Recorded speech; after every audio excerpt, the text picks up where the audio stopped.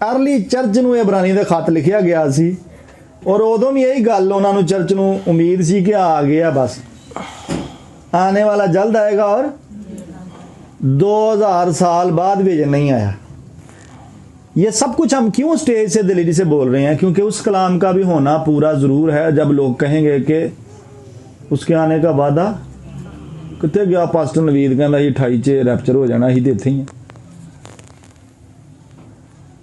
Definitely people will talk about me, talk about Pastor Chris, talk about other men of God। Even मेरे spiritual father ने भी rapture के लिए readiness को बोला है। इवन जॉन एंड सीखे जितने नाम इस टाइम मीडिया पे भी बड़े हैं, they are talking about rapture, but कोई फिक्स डेट नहीं लिखी हुई, कोई फिक्स मैं नहीं तुहानू दस सकदा अज हो जाए कल हो जाए। बट टाइम लाइन के ऊपर जहाँ हम टाइम लाइन देखते हैं बिबलिकली, उसके अकॉर्डिंगली 28 और 33.5